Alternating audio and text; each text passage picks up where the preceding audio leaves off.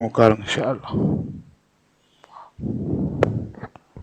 الحمد لله رب العالمين والصلاة والسلام على أشرف الأنبياء والمرسلين سيدنا وحبيبنا محمد وعلى آله وصحبه أجمعين أما بعد. فقد قال الله تعالى في محكم التنزيل والفرقان المجيد بعد أعوذ بالله من الشيطان الرجيم بسم الله الرحمن الرحيم إنا أعطيناك الكوثر فصل لربك وانحر إن شانئك هو الأبتر. صدق الله مولانا العظيم. அன்புக்குரியவர்களே, சகோதரர்களே, ரபியுல் அவ்வல் மாதம்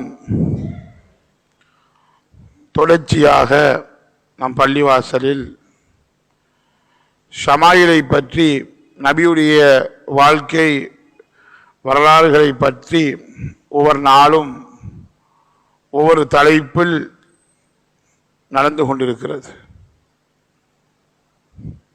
ஸல்லல்லாஹு அலைஹி வஸல்லம் அவர்கள் இந்த உலகத்துக்கு ரஹ்மத்தாக, கடைசி நபியாக அனுப்பப்பட்ட நபி. கடைசி நபியாக அனுப்பப்பட்டாலும் அல்லாஹ் தஆலா நம் நபிக்கு கொடுத்த பாக்கியம் முதலாவதாக சொர்க்கத்துக்கு போகக்கூடிய பாக்கியம். அன்பு சகோதரர்களே, நபி ஸல்லல்லாஹு அலைஹி வஸல்லம் அவருடைய வாழ்க்கை வரலாறுகள் பிறந்ததிலிருந்து ஸல்லல்லாஹு அலைஹி வஸல்லம் மரணிக்கும் வரைக்கும் ஒவ்வொரு விடயங்களும் பாதுகாக்கப்பட்டிருக்கிறது. தற்காலத்தில் ஒவ்வொரு வாலிபர்களும் ஒவ்வொரு பெற்றோர்களுக்கும் நம்முடைய பிள்ளைகளுக்கு சொல்லிக் கொடுக்கக்கூடிய மிக முக்கியமான விடயம் என்னென்றா, நபி ஸல்லல்லாஹு அலைஹி வஸல்லம் அவருடைய வாழ்க்கை வரலாறுகளை மக்கள் மயப்படுத்தி நாம் பிள்ளைகளை அதற்குரியவர்களாக மாற்றுவது நாம் ஒவ்வொருவரும் மீது கட்டாய கடமையாக இருக்கிறது. அல்லாஹ் தஆலா குர்ஆனில் சில ஆயத்துகளில் அல்லாஹ் தஆலா நபியுடைய சில விடயங்களை, உடல் சார்ந்த நபியுடைய வெளி வாழ்க்கையை பற்றி குர்ஆனில் சில இடங்களில் அல்லாஹ் கூறுகிறான். அல்லாஹ் தஆலா நபியுடைய நெஞ்சை பற்றி குர்ஆனில் அல்லாஹ் கூறுகிறான். நபியுடைய நெஞ்சி, அலம் நஷ்ரஹ் லக சத்ரக், நபியே உங்களுடைய நெஞ்சை நாங்கள் விசாலப்படுத்தலையா?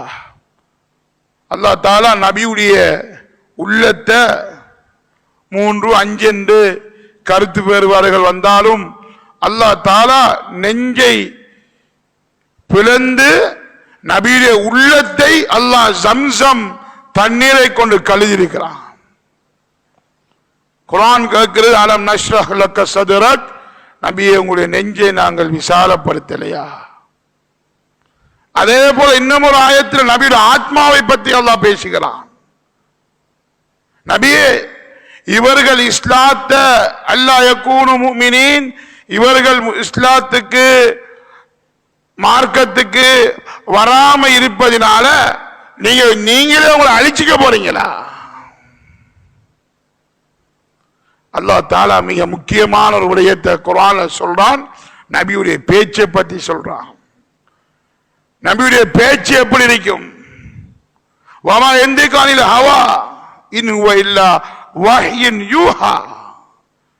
நபி ஸல்லல்லாஹு அலைஹி வஸல்லம் எந்த வார்த்தையை கதைச்சாலும் அது வஹீயுடைய, அல்லாஹ்வின் புறத்திலிருந்து வந்த வஹீயை கொண்டுதான் கதைப்பார்கள். சகோதரர்கள், இந்த அளவுக்கு அல்லாஹ் நபி வாழ்ந்த பிரதேசத்தை பற்றியும் அல்லாஹ் குர்ஆன்ல சத்தியமிடுகிறான். லா உக்ஸிமு பிஹாதல் பலத் வத்தீனி வஸ்ஸைத்தூன் வதூரி சீனீன் வஹாதல் பலதில் அமீன். நபி வாழ்ந்த பிறந்த ஊரை அல்லாஹ் குர்ஆனில் அல்லாஹ் சத்தியம் செய்கிறான். அன்பு சகோதரர்களே, குர்ஆனிலும் அல்லாஹ் நபியை கண்ணியமாகத்தான் அனைத்து ஆயத்திலும் அல்லாஹ் பேசுகிறான். ஏனே நபிமார்களை அல்லாஹ் சில இடங்களில் யா மூசா, யா ஈசா, யா சாலிஹ் என்றெல்லாம் அழைக்கிறான், யா இப்ராஹிம். ஆனா அல்லாஹ் தஆலா நபியுடைய பேச்ச பேசுறா, வமா முஹம்மது இல்லா ரசூல்.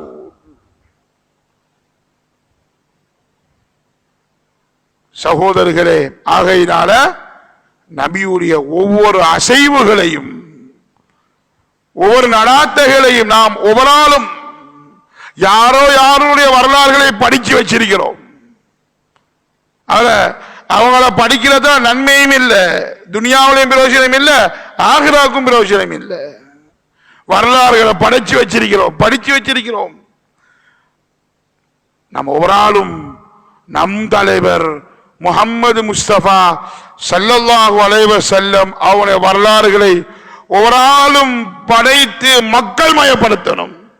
அதை நம்ம படுத்துறோமா, முஸ்லிம்களுக்கு எந்த பிரச்சனையும் வராது. நபியுடைய சுன்னா பிரகாரம் நாமும் நடந்து நபியுடைய சுன்னாவை நம்ம மக்கள் மயப்படுத்துறோம்டா உலகத்தில் எந்த பிரச்சனையும் வராது. இந்த இஸ்லாம் பரவியது அஹ்லாக்கால, நற்குணத்தினால. ஆயிஷா சித்திகா ரலியல்லாஹு தஆலா அன்ஹா கேட்கிறாங்க, நபியுடைய நற்குணம் எப்படி இருந்துச்சு? நபியுடைய நற்குணம் குர்ஆன் தான். அதில் அன்பு சகோதரர்களே, அந்த அடிப்படையில் இன்றைய தலைப்பு நம்ம என்னண்டா, நபி பிற மதத்தவர்களிடத்தில் நபி எப்படி வாழ்ந்திருக்கிறார்கள். எம்மதமும் நாம் சகவாழ்வு என்று ஜம்மியாவும் பேசும், சகவாழ்வு என்று பேசும். சகவாழ்வு என்று பேசுறதுனால எம்மதமும் சம்மதம் என்று அர்த்தம் அல்ல. சகவாழ்வு நம்ம பிற மதத்தவரிடத்தில் சேர்ந்து பிரயாணிக்கணும் என்கிறத கொண்ட நாட்டம் நம்மளாக நினைக்கிற. சகவாழ்வண்டா கோயிலுக்கு போய் அவங்களும் கும்பிடுற,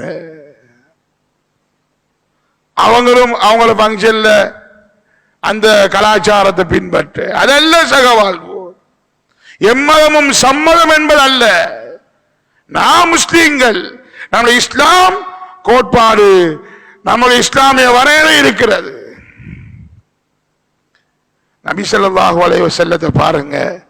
நபி இந்த உலகத்தை விட்டு பிரியும் போதும் நபியுடைய கேடயம் யாரிடத்தில் இருந்துச்சு? ஒரு யகூதிட்ட அழகாகத்தான் இருந்துச்சு. நபி இந்த உலகத்தை விட்டு நபி ஓம் என்ற வார்த்தை போதும் ஓது மலை தங்கமாயிருக்கும். ஓம் யா ரசூலல்லாஹ், ஓம் அல்லாஹ் என்ற வார்த்தை மட்டும் போதும் ஓது மலை தங்கமாயிருக்கும். அந்த நபி ஸல்லல்லாஹு அலைஹி வஸல்லம் உலகத்தை விட்டு பிரியறதுக்கு முன்னால அவங்களுடைய கேடயம் ஒரு யகூதியத்தில்தான் அடமானமாக இருந்துச்சு. அவங்க நம்மளுக்கு ஏசலாம், நம்மளுக்கு இஸ்லாம் ஒரு காலமும் பிற மதத்தாக்களுக்கு ஏசனும், அவங்களோட கடவுளை வெறுக்கணும். ஆனா அவங்கள வெறுத்திட போடாது. நம்ம ஒரு இஸ்லாம் அவங்க ஏசுறாங்க பேசுறாங்கிறத நாமும் ஒரு வாட்ஸ்அப்லையும் பேஸ்புக்லையும் நம்ம அவங்களுக்கு ஏசுறது இஸ்லாம் அல்ல. இஸ்லாம் நபி ஸல்லல்லாஹு அலைஹி வஸல்லம் அந்த மக்காவுல எவ்வளவு ஏச்சிப்பட்டாங்க. எப்படி ஏச்சி? சும்மா ஏச்சா? நம்மளுக்கு சும்மா ஒரு பைத்தியம் ஏசினாலே நம்மளுக்கு கோபம் வரும். இது நபி, உத்தம நபி, பைத்தியகாரன் நவுதுபில்லா, சூனியக்காரன் நவுதுபில்லா, குறிகாரன் நவுதுபில்லா ஏசினாங்க. ரசூலுல்லாஹ் சடைக்கல. அதுதான் அஹ்லாக்கன் பாந்தவர்களே. அதனாலதான் நபியுடைய இஸ்லாம் இந்த அளவுக்கு பரவியதற்குரிய காரணம். நபியை வெறுத்தவர், நபியுடைய இருக்கும் இடத்தை வெறுத்தவர், நபியுடைய மார்க்கத்தை வெறுத்தவர் சுமாமா நபியை கண்டாலே கோபம் வரும். நபி இருக்கிற பள்ளிவாசலை கண்டா கோபம் வரும். நபி இருக்கிற மார்க்கம் கோபம். எந்த அளவுக்கு வெறுப்பு? மேக்சிமம் வெறுப்பு. நடந்தது என்ன? அவரை கைதியாக பிடிபட்டார். அவரை கொண்டு மஸ்ஜிதில கட்டி வச்சது. 3 நாள் கட்டி வச்சது. 3 நாள் கட்டி வச்சது அவுட் ஆச்சு. கயிற்று எப்படி மாறினாரு? எனக்கு பிடித்த முகம் இருக்கும் என்றால் அது முஹம்மதுடைய முகம்தான் ஸல்லல்லாஹு அலைஹி வஸல்லம். எனக்கு பிடித்த ஒரு இடம் இருக்கும் என்றால் அது முஹம்மது ஸல்லல்லாஹு அலைஹி வஸல்லம் தொழுவித்த அந்த மஸ்ஜித் எனக்கு பிடித்தது. எனக்கு பிடித்த ஒரு மார்க்கம் இருக்கும் என்றால் அது தீனுல் இஸ்லாம் தான். ஏசல்ல அவர் இஸ்லாத்துக்கு எவ்வளவு பிரச்சனையை உண்டுபடுத்திருப்பாரு. நம்மளுக்கு இப்போ ஒரு பிரச்சனை வந்திருக்கு. எல்லாரும் ரத்தமும் கொதிக்குதுதான். எல்லாரும் ரத்தமும் கொதிக்குதுதான். இதே போல பிரச்சனை வந்துச்சு ஸல்லல்லாஹு அலைஹி வஸல்லம் அவங்களிடத்துல. அவங்க பின்னால உள்ள விஷயத்தை பார்த்தாங்க.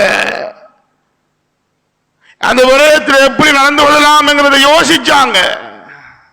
எந்த அளவுக்கு உதவியோடைய உடன்படிக்கையில் ஒரு உடன்படிக்கை என்ன? முஹம்மதுன் ரசூலுல்லாஹ். ரசூலுல்லாஹ் என்ற பேரே இதோட சோதனையா? முஹம்மதுன் ரசூலுல்லாஹ் என்ற பெயரை அழிக்கணும் என்று அந்த உடன்படிக்கையில நீக்கணும் என்று போராடினாங்க. சஹாபாக்களும் கொதிக்கிறாங்க. அழிக்க இயலுமா? நம்ம முஹம்மதுன்னு சும்மா சொல்லுவோமா? ஒன்னு முஹம்மதுன்னு சொன்னா ஸல்லல்லாஹு அலைஹி வஸல்லம் என்று சொல்லுவோம், அல்லது முஹம்மது ரசூலுல்லாஹ் என்று சொல்லுவோம். எத்தனையோ நூற்றாண்டுகளுக்கு பிறகு இருக்கிற நம்மளுக்கே இந்த நிலைமண்டா நபியோட அந்நியமாக பழகின ஒன்றாக இருந்து சாப்பிட்ட அந்த சஹாபாக்கள் முஹம்மது ரசூலுல்லாஹ் என்ற வார்த்தையை நீக்கணும் என்று அங்க உடன்படிக்கிற எழுதணுமென்றாக சஹாபாக்கள் சூடாகிறாங்க. ரசூலுல்லாஹ் தன்னை கையால் அழிச்சுடுறாங்க. நம்மளமா இருந்திருந்தா கையால் அழிச்சு விடுறாங்க. அந்த உடன்படிக்கை நடந்து 1 வருஷம் 1.5 வருஷத்துக்கு பின்னால மக்கா வெற்றி கொள்ளப்படுகிறது. மக்கா வெற்றி கொள்ளப்படுகிறது. இதுதான் இஸ்லாம் நமக்கு காற்ற வழிமுறை. ஒரு ஆளா ஒரு பிற மதத்தவங்களால பிரச்சனை வந்துட்டா அவங்க பேஸ்புக்ல அவங்க வாட்ஸ்அப்ல ஏசுறாங்கிறதுக்கு நம்ம ஏசுறது அல்ல நம்ம இஸ்லாம். அந்த நேரத்தில் நம்ம இஸ்லாத்துடைய அக்லாக்க காட்டணும், அன்பை காட்டணும். இஸ்லாம் இதுதான்ங்கிறத விளங்கப்படுத்ததும். ஆனா ஒன்று, அந்த ஆடை என்பது கலாச்சாரம் அல்ல, நம்ம அவங்களுக்கு விளங்கப்படுத்தணும். அது ஆடை கலாச்சாரம் அல்ல. ஒரு பெண் அந்நிய ஆண்களிடத்தில் எப்படி நடக்கணும் என்று இஸ்லாம் சொல்லி தருகிறது. அதனால இது கலாச்சாரம் அல்ல, இது நம்முடைய மார்க்கம், இது எங்களுடைய ஷரியத் என்கிறத விளங்கப்படுத்துவதுதான் நம்முடைய பொறுப்பு. நபியுடைய வரலாறு படிக்கணும் அன்பார்ந்தவர்களே. கடன் ஒரு ஃபாதர் யார் செக் பண்றதுக்கு ரசூலுல்லாஹ்வுக்கு கடன் கொடுக்கிறாரு செய்து மனுஷனா. கடன் கொடுத்து நேரம் வாரத்துக்கு முன்னால அவர் கடனை கேட்கிறாரு. உமர் ரலியல்லாஹு அன்ஹு ஆத்திரப்படுறாங்க. ஏய், உனக்கு தவணை நிக்க கூட நீ எப்படி வர? விடுங்க, அவனை வெட்டுவோம்.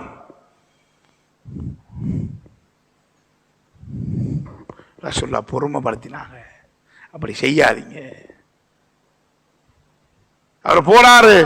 ரசூலுல்லாஹ் உடனே அவர் தந்த கடனை கொடுத்து அனுப்பியது மட்டுமல்ல, எக்ஸ்ட்ராவாக கொஞ்சம் கொடுத்து அனுப்புறாரு. ஏன்? உமர் ஏசினத்தினால் அவர் மனம் உடைஞ்சிருக்குமோ, இஸ்லாத்தை பத்தி வேற என்ன மந்திரமோ, நபியை பற்றி கட்டணம் மந்திரமோ, அது மிகப்பெரிய பாவம் அல்லவா? கொடுத்து அனுப்புறாங்க, அஹ்லாக்க காட்டுறாங்க, உடனே இஸ்லாத்துக்குள்ள வராரு, உடனே மார்க்கத்தை ஏற்றுக்கொள்றாரு. இதுதான் நம்முடைய வழிமுறை.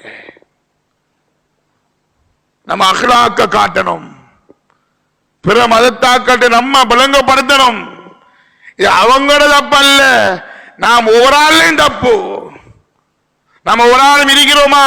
நம்ம மார்க்கத்தை என்னையும் சேர்த்து தான் சொல்றேன். நம்ம இன்னும் மார்க்கத்தை ஷரியத்தை நம்மள பக்கத்தில் இருக்கிறவனுக்கு நம்ம விளங்கப்படுத்தல.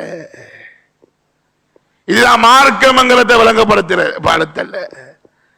நம்ம நினைக்கிறோம் லைட்டை கட்டிட்டாண்டா நபியுடைய அன்பு வந்துட்டு இறக்கம் வந்துட்டு எல்லாரும் மாஷா அல்லாஹ் புகழ்றாங்க, இது செய்யறாங்க. நபியுடைய பிறந்த மாதத்தை நம்ம ஊர்ல மாஷா அல்லாஹ் பின்பற்றாங்க என்கிறது அல்ல நோக்கம். நபியுடைய மஸ்ஜித் இருட்டாக இருந்துச்சு, நபியுடைய மஸ்ஜித் இருட்டாக இருந்துச்சு, விளக்கு இல்லாம இருந்துச்சு, காபத் இல்லாம இருந்துச்சு. ஆனா அங்க அஹ்லாக், நற்குணம், மனித தன்மைகள் அங்க பரிசு கொடுக்கப்பட்டுச்சு. சஹாபாக்கள் புனிதர்களாக மாறினார்கள். ஆனா நம்மகிட்ட மஸ்ஜிதும் இருக்கி, அழகான மஸ்ஜிதும் இருக்கி, பெரிய மஸ்ஜிதும் இருக்கி, நல்ல சுகமாக இருந்து மஸ்ஜிதுக்குள்ள இருக்கலாம், எல்லாம் போடப்பட்டிருக்கி. ஆனா மஸ்ஜிதுக்குள்ள நடக்கிற விஷயம் நடக்காம இருக்கு. மஸ்ஜிதுக்குள்ள நம்ம செய்ய வேண்டிய விடயத்தை இன்னும் செய்யாமல் இருக்கிறோம். என்ன பொறுப்பு? ஒவ்வொரு ஆளும் நாம் நபியுடைய வர்ணனைகளை மக்கள் மயப்படுத்தணும். அன்பார்ந்தவர்களே, நபியுடைய ஷமாயில்களை, இதுதான் இஸ்லாம், இதுதான் மார்க்கம் என்கிறத நம்ம விளங்கப்படுத்தணும்.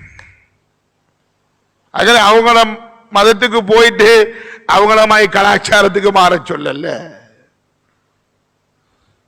ஒரு சின்ன சஹாபி ஆகல, அவர் யஹூதி, நபிக்கு ஹிதமத் செய்யறவர். சின்ன பொடியன் நோயாளியா இருக்கிறாரு, ரசூலுல்லாஹ் அந்த வீட்டுக்கு போய் நோயை விசாரிக்கிறாங்க. இறுதி கட்டம் இஸ்லாத்தை ஏற்றுக்கொள்ளும்படி ரசூலுல்லாஹ் சொல்றாங்க. பாப்பாவும் அனுமதி கொடுத்துட்டாரு, இஸ்லாத்தை ஏற்றுக்கொள்ள. நடக்குமா இது வரலாற்றில் நடக்குமா? நம்ம செய்யலாமா?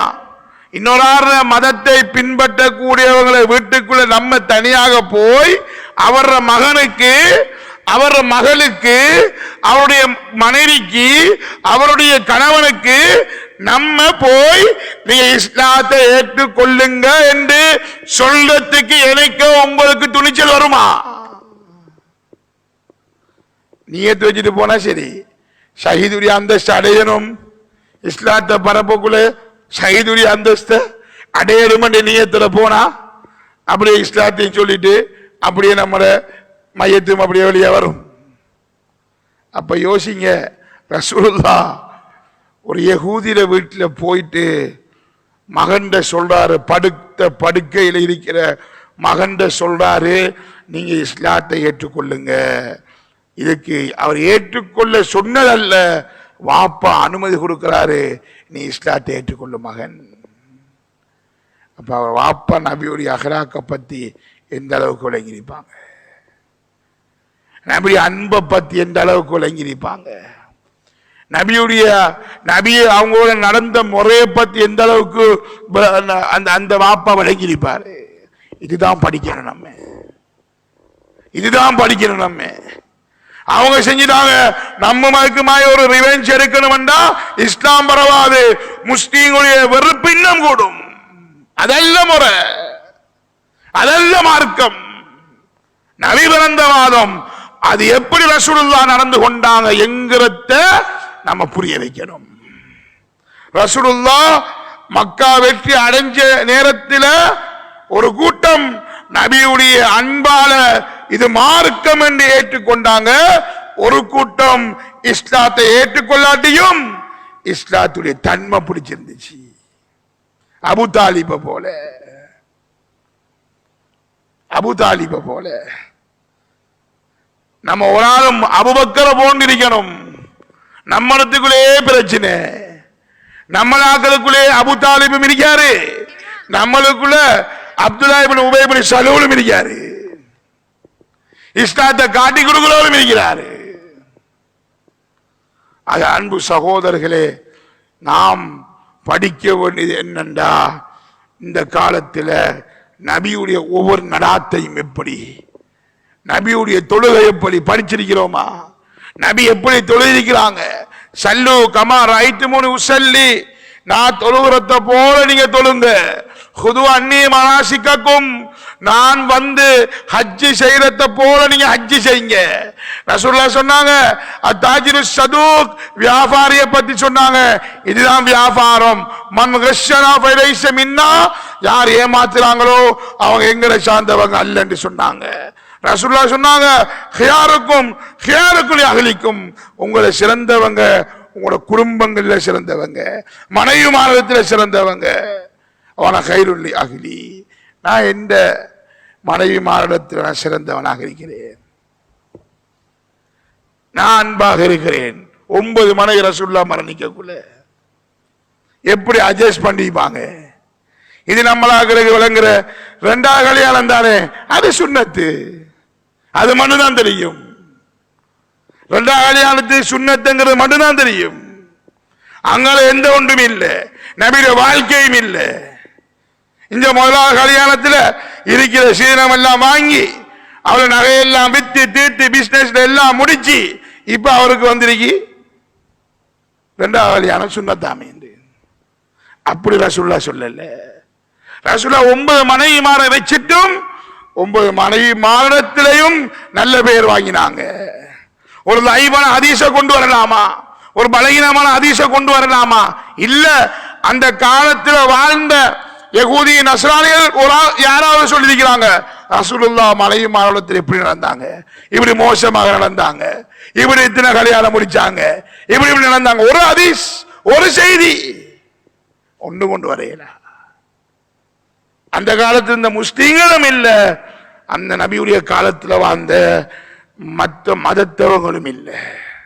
9 மனைவி மாற வச்சிருந்தும் ரசூலுல்லாஹ் நல்ல பேர் வாங்கினாங்க. இஸ்லாம் எப்பையும் விளங்கிக் கொள்ளணும், ஒரு சைட்ல நல்லம், மறு சைட்ல மோசம். இது இஸ்லாம் அவரை நல்லவர் என்று சொல்ல. தொழுகை விஷயத்துல ஓகே, ஆனா குடுக்கல் வாங்கல மோசம், குடுக்கல் வாங்கல நல்லம், இந்த தொழுகையில மோசம் சரி வராது.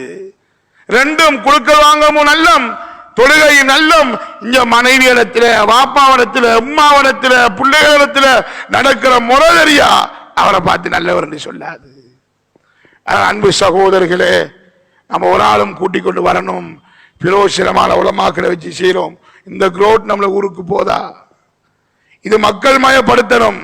இது நம்முடைய ஆலிம்கள பொறுப்பு மட்டுமல்ல, ஒவ்வொரு இஸ்லாத்தை ஏற்ற ஒவ்வொரு முஸ்லீம்களுடைய கடமை என்னண்டா, நபியுடைய அந்த அகலாக்குகளையும் வாழ்க்கை வரலாறுகளையும் மக்கள் மயப்படுத்துவது, தன் செயலில் காட்டுவது ஒரு ஆள் மீது கட்டாய கடமையாக இருக்கு. ஆகையால் எல்லாம் வல்ல அல்லாஹ் நபியுடைய சுன்னாவை எடுத்து நாம் ஒரு ஆளும் தன் வாழ்க்கையில, குடும்பத்தில், தொழில ஆக்கி கொள்ளும்படி எனக்கும் உங்களுக்கும் அல்லாஹ் ரஹ்மத் செய்ய வேண்டும். வாஹிரு தஅவானா அனில் ஹம்துலில்லாஹி ரப்பில் ஆலமீன்.